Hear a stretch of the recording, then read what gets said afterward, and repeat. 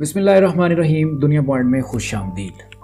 कुछ दिन पहले मरियम नवाज ने एक प्रेस कॉन्फ्रेंस में बताया कि वज़ीर-ए-आज़म हाउस से साइफर की कॉपी चोरी हुई है या गायब हो गई है, जिस पर काफ़ी ज़्यादा बहस हो रही है। इस मुद्दे को समझने के लिए पहले आप ये समझ लें कि साइफर क्या होता है। साइफर असल में किसी भी अहम और हसास नौइयत की बात या पैगाम को लिखने का वो वाहिद तरीकाकार है जिसमें आम जुबान के बजाय कोड्स का इस्तेमाल किया जाता है। किसी आम सफारती मरासले या ख़त के बरक्स साइफर कोडेड जुबान में लिखा जाता है। साइफर को कोडेड जुबान में लिखना और इन कोड्स को डी कोड करना किसी आम इंसान नहीं बल्कि मुतलका शोबे के माहिरीन का काम होता है, और इस मकसद के लिए पाकिस्तान के दफ्तर खारजा में ग्रेड 16 के 100 से ज़ायद एहलकार मौजूद हैं, जिन्हें साइफर असिस्टेंट कहा जाता है। ये साइफर असिस्टेंट पाकिस्तान के बिरून मुल्क सफारत खानों में भी तैनात होते हैं। इस मामले को समझने के लिए मैं आपको इसका थोड़ा सा बैकग्राउंड बताता हूँ।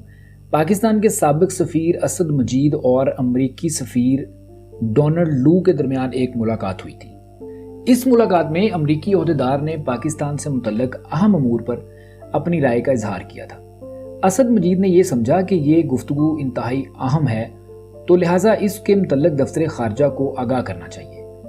अमेरिका में पाकिस्तानी सफ़ीर ने सफारत खाने में तैनात साइफर असिस्टेंट के ज़रिए इस मुलाकात के बारे में अपने पैगाम को कोडेड लैंग्वेज में बदला और इसे मखसूस ज़राए से इस्लामाबाद में खारजा सेक्रेटरी के नाम अरसाल कर दिया। यूं ये साइफर इस्लामाबाद पहुंचा।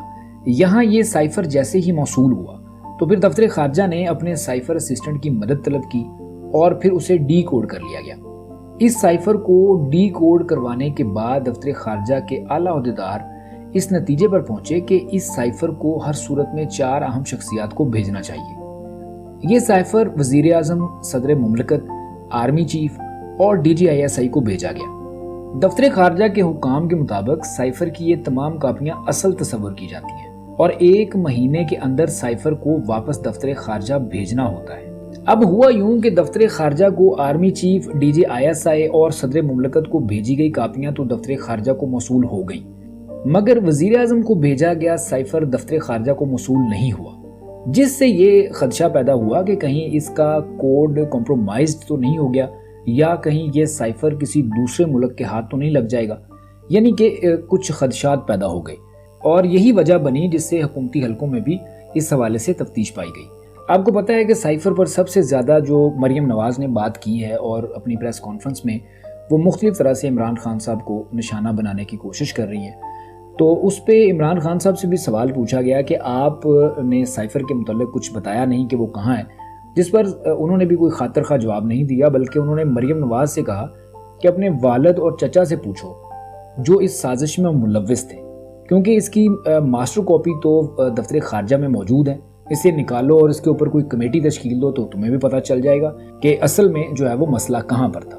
कल फिर एक प्रेस कॉन्फ्रेंस में मरियम नवाज ने कहा कि अब बहुत से मुल्क हमें साइफर भेजने से डर रहे हैं। अब इस खातून को ये तक पता नहीं कि साइफर कौन भेजता है।